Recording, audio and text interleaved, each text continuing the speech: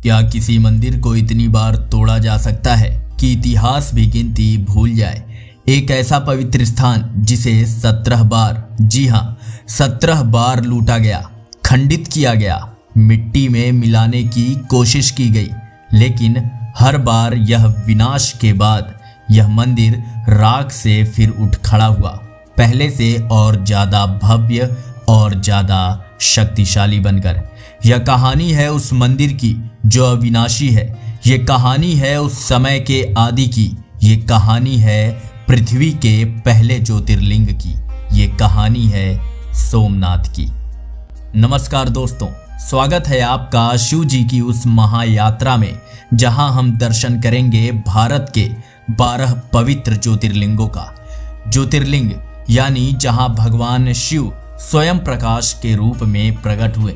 आज यह यात्रा शुरू हो रही है भारत के पश्चिमी तट पर, गुजरात के सौराष्ट्र में, अरब सागर के किनारे बसे प्रभास पाटन क्षेत्र से। आज हम जानेंगे सोमनाथ महादेव का वो रहस्य जो युगों युगों से भक्तों को अपनी ओर खींच रहा है। सोमनाथ की कहानी जुड़ी है सोम यानी कि चंद्रमा से। शिव पुराण के अनुसार प्रजापति दक्ष ने अपनी 27 कन्याओं का विवाह चंद्रमा से किया था। ये 27 कन्याएं 27 नक्षत्र थीं, लेकिन चंद्रमा इनमें से केवल रोहिणी से सबसे ज्यादा प्रेम करते थे और बाकी पत्नियों की अनदेखी करते थे। अपनी बेटियों का दुख देखकर राजा दक्ष क्रोधित हो उठे।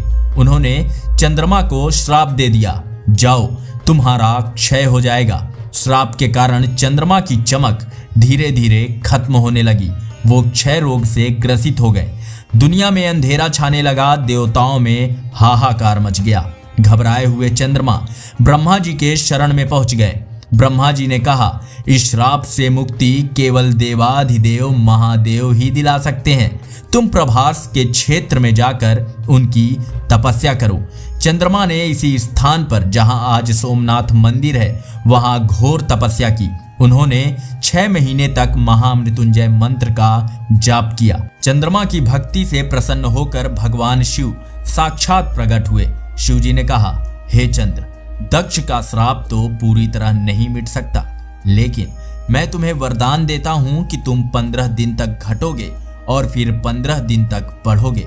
पूर्णिमा को तुम अपनी पूरी आभा में रहोगे। चंद्रमा ठीक हो गए। कृतज्ञता में चंद्रमा ने यहाँ एक सोने का मंदिर बनवाया और भगवान शिव से प्रार्थना की कि वो हमेशा के लिए यहाँ निवास करें। तब से भगवान शिव यहाँ सोमनाथ यानी कि चंद्रमा के नाथ के रूप में विराजमान हो गए। यह पहला ज्योतिर्लिंग बना। माना जाता है कि सतयुग में यह मंदिर सोने का था। त्रेता युग में रावण ने इसे चांदी का बनवाया और द्वापर युग में भगवान श्री कृष्ण ने इसे चंदन की लकड़ी से बनवाया था। जो आज भव्य मंदिर आप देखते हैं वह चालुक्य शैली में बना है और इसे भारत के लौह पुरुष सरदार वल्लभ भाई पटेल के प्रयासों से आजादी के बाद पुनः निर्मित किया गया। इस मंदिर की एक और अद्भुत बात है कि यहाँ एक बाण स्तंभ है।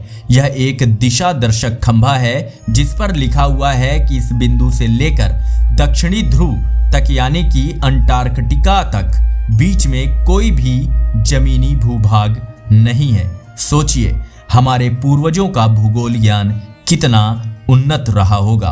अगर आप सोमनाथ दर्शन के लिए आना चाहते हैं तो सबसे नजदीकी हवाई अड्डा दीव है जो लगभग 85 किलोमीटर दूर है। सबसे नजदीकी रेलवे स्टेशन वेरावल है जो सिर्फ 7 किलोमीटर दूर है। यहाँ आने का सबसे अच्छा समय अक्टूबर से मार्च के बीच है जब मौसम सुहावना होता है। मंदिर सुबह 6 बजे से रात 10 बजे तक खुला रहता है। शाम की आरती और साउंड एंड लाइट शो देखना मत भूलिएगा।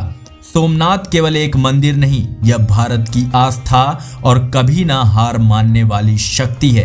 कितनी बार इसे तोड़ा गया, लेकिन शिव की शक्ति और भक्तों की आस्था ने इसे फिर से खड़ा कर दिया। तो दोस्तों, यह थी कहानी पहले ज्योतिर्लिंग यानी कि सोमनाथ की। आपको यह वीडियो कैसा लगा? क्या आप कभी सोमनाथ गए हैं? अपना अनुभव हमें कमेंट में जरूर बताइएगा। अगले वीडियो में हम चलेंगे दक्षिण भारत में एक ऐसे ज्योतिर्लिंग के दर्शन करने के लिए जहां शिव और पार्वती दोनों एक साथ विराजमान हैं। ऐसे ही रोचक और ज्ञानवर्धक जानकारी के लिए सब्सक्राइब करें हमारा चैनल बिंदास नॉलेज। मिलते हैं आपको अगली वीडियो में, तब तक के लिए जय सोमनाथ, हर हर महादेव।